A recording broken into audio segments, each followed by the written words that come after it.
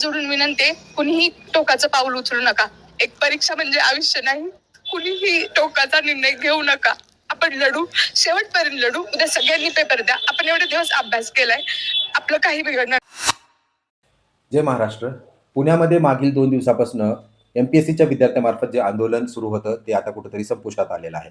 उद्या 4 जानेवारी रविवारी जी परीक्षा आहे ती परीक्षा पुढे ढकलावी किंवा जी जाहिरात 7 महिने उशिरा झालेली आहे त्यामुळे तब्बल 10 ते 12,000 विद्यार्थी या परीक्षेत अपात्र होत आहेत. त्यांचं वय बसत नसल्यामुळं त्यांना न्याय मिळावा म्हणून मागच्या 2 दिवसापासून आंदोलन हे सुरू होतं आणि आज त्या आंदोलनाचा शेवटचा दिवस ठरलेला आहे.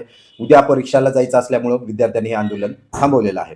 आता थोडंसं पार्श्वभूमी पाहूया आपण या आंदोलनाची. 31 डिसेंबरला ज्या विद्यार्थी प्रतिनिधी मुख्यमंत्र्यांशी भेटल्या त्यांनी या गोष्टीची जाणीव करून दिली मुख्यमंत्र्यांना की जवळपास 10 ते 11,000 विद्यार्थ्यांचं भविष्य ह्या परीक्षेच्या जाहिराती उशिरा आल्यामुळं धोक्यात येत आहे. त्यावरती सकारात्मक विचार करू असंही सांगण्यात आलं होतं, परंतु तसं नाही झालं. 1 जानेवारीला परत पुण्यामध्ये मुख्यमंत्र्यांची भेट घेण्यात आली, परत तिथेही अयशस्वी ठरले आणि त्यानंतर विद्यार्थ्यांनी पावित्रा घेतला तो म्हणजे आंदोलनाचा. आता पहिल्या दिवशी रात्री विश्रामबाग पोलीस प्रशासनाकडनं जेलमध्ये घालण्यात आलं. जवळपास 11 विद्यार्थ्यांना रात्रभर जेलमध्ये ठेवण्यात आलं होतं. आता त्यांच्यावरती गुन्हेही दाखल होण्याची दाट शक्यता होती.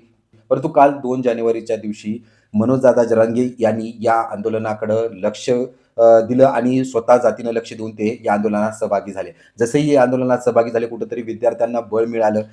काल संध्याकाळपर्यंतच हे आंदोलन संपुष्टात येईल, निकाल विद्यार्थ्याच्या बाजूने लागेल अशी अपेक्षा असताना सुद्धा 11 वाजेपर्यंत हे आंदोलन चाललं, परंतु त्याचा कुठंच यशात रूपांतर करता आलं नाही. आचारसंहिता सुरू असल्यामुळं आंदोलन तिथंच थांबवावं लागलं. आज 3 जानेवारीला परत एकदा विद्यार्थी एकवटले.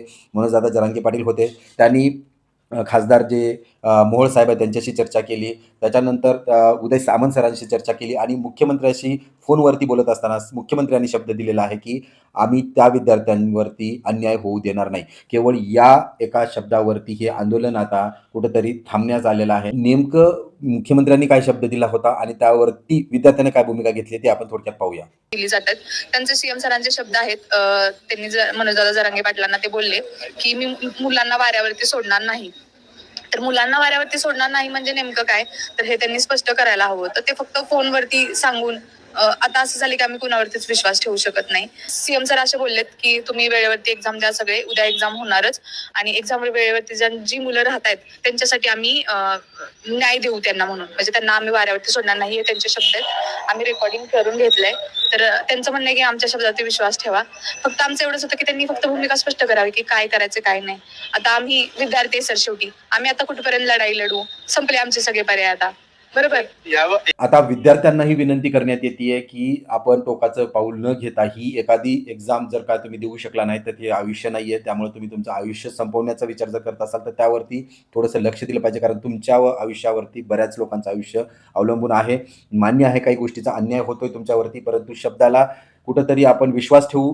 मंत्र्यांच्या शब्दावरती विश्वास ठेवून पुढं कुठंतरी आपल्याला संधी देण्यात येईल का याच आशेवरती आता आपण पुढच्या जोमानं तयारीला लागणं गरजेचं आहे. आशा करूया येणाऱ्या काळात काहीतरी सकारात्मक बातमी यांच्या संदर्भात आपल्याला ऐकायला मिळेल आणि ती विद्यार्थ्यांच्या आयुष्यात काहीतरी नवचेतना